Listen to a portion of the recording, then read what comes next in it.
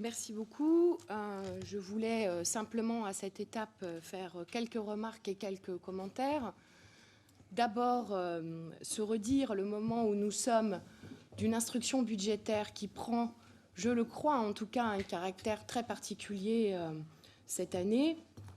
Donc d'abord caractériser cette première étape de débat d'orientation budgétaire pour que nous puissions qualifier à la fois le contexte, les leviers, en particulier sur les recettes que nous pourrions activer et naturellement la question des grands choix et ce que l'on pourrait apercevoir, tel qu'Hakim vient de le faire, apercevoir dans la construction d'un BP ce coup-là en 2016. D'abord, le contexte. Un contexte qui vaut comme une forme, disons, de diagnostic. On pourrait le décrire au travers de 3 questions, 3 affirmations. La première, c'est l'héritage, qu'on le veuille ou non, indépendamment même du regard que l'on peut avoir sur tel ou tel projet, incontestablement, à partir de la dernière élection municipale, nous avons eu, disons, à assumer un certain nombre de choix qui n'étaient pas les nôtres et qui, naturellement, engagent un certain nombre de dépenses. Le deuxième contexte particulier à la ville de Grenoble, c'est son statut, sa réalité de ville-centre. Et le fait que pendant un certain nombre d'années, elle ait eu à porter, ça n'est pas illogique, bien évidemment, un certain nombre de politiques, un certain nombre d'aménagements pour le compte de l'ensemble des habitants de l'agglomération. Le troisième élément de contexte, et qui vient très très fortement encadrer, contraindre la préparation budgétaire et son exercice aussi d'ailleurs, malheureusement, c'est naturellement la question de l'austérité. Et se dire et se redire que quelques jours de mémoire après notre élection, Manuel Valls annonçait cette chose que j'utilise un adjectif, que je juge inouï, que d'imposer 11 milliards de baisse sur les dotations aux collectivités. Je ne veux pas faire plus de commentaires à cette étape. Je voudrais simplement que nous examinions ensemble ces 3 éléments du diagnostic qui me paraissent, tels que formulés, allez, en dehors de l'adjectif inouï, tout à fait objectif et correspondre tout à fait à la réalité. Poursuivons le diagnostic. Et évidemment, regardons en quelques instants, Hakim a parfaitement décrit la situation, les leviers naturels, entre guillemets, que peut activer une collectivité. C'est bien évidemment la question des impôts. Reconnaissons ensemble, avec sincérité, qu'il ne serait pas raisonnable que d'imaginer les augmenter. Nous sommes les premiers de notre strate en matière de taxes foncières, les 3e en matière de taxes d'habitation, et nous savons que cette affaire d'impôt local, pas très juste en plus, parce que pas fondée sur les revenus ou les propriétés précises de chacun, donc outre le fait que ça n'est pas juste d'organiser la fiscalité sur ces bases-là, je pense que l'on peut considérer que nous avons atteint un plafond qui paraît difficile de dépasser.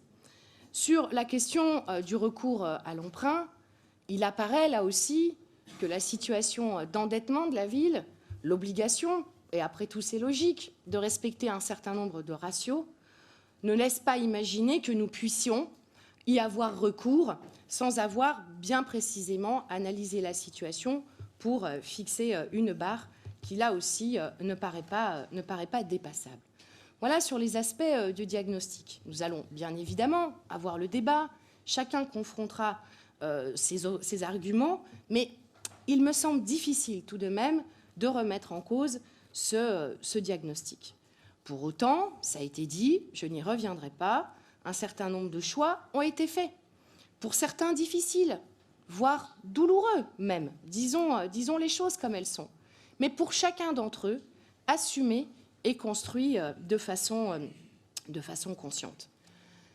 Un des enjeux de la journée du 25 novembre, c'est celui-ci aussi, c'est de partager ce diagnostic, de rappeler aussi que tout ça n'est pas le fait d'une sorte de pensée magique, mais que tout ça découle d'un certain nombre de décisions, d'un certain nombre de votes que poseront ou que ne poseront pas les parlementaires dans notre Parlement. C'est la deuxième chose que je voulais dire. Pour autant, et c'est le troisième point, et je m'acheminerai par là même vers ma conclusion, c'est ce que l'on peut percevoir, et nous l'assumons, c'est ce que l'on peut percevoir d'une ville, disons, de demain, qui doit prendre à minima 2 questions de façon très forte. La première, c'est la question écologique, telle qu'elle a été décrite par Hakim, telle qu'elle a été illustrée de façon fort concrète à l'instant par Vincent Fristo, qui portait les délibérations sur le plan air-climat. Donc la question de l'écologie. Sans écologie, de toute façon, il n'y a pas d'avenir.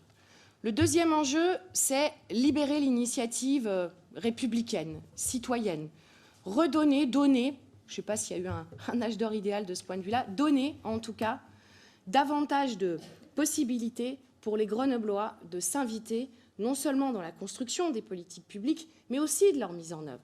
Parce que, disons les choses comme elles sont, après tout, les budgets participatifs, 800 000 €, c'est beaucoup d'argent.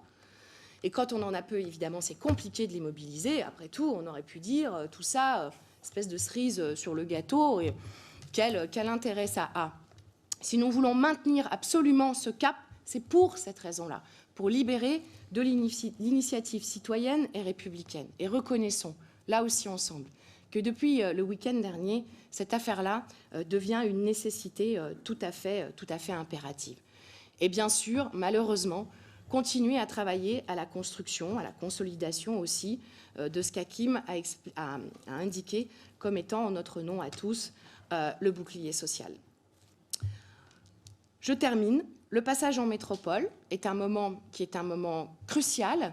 Il est crucial du point de vue de l'intercommunalité elle-même, de la nécessité que nous avons, quoi qu'il en soit, de construire un certain nombre de politiques publiques d'intérêt général à cette échelle. Il est aussi une opportunité de développer, de démultiplier des politiques publiques qui sont fondées sur la coopération. Je crois que la notion de métropole apaisée et l'engouement, incontestablement, qu'elle a situé de façon transversale parmi les maires qui participent à cette intercommunalité, en est un des signes. Donc à la fois construire cette intercommunalité dans cette logique de coopération solidaire et en même temps repositionner la ville de Grenoble sur les politiques qu'elle aura désormais à mener en ayant peut-être eu l'honneur pendant de nombreuses années d'assumer un certain nombre de charges que l'on dit de centralité, mais peut-être aussi demain pouvoir davantage se concentrer sur ce que nous avons à faire en priorité. Voilà, merci.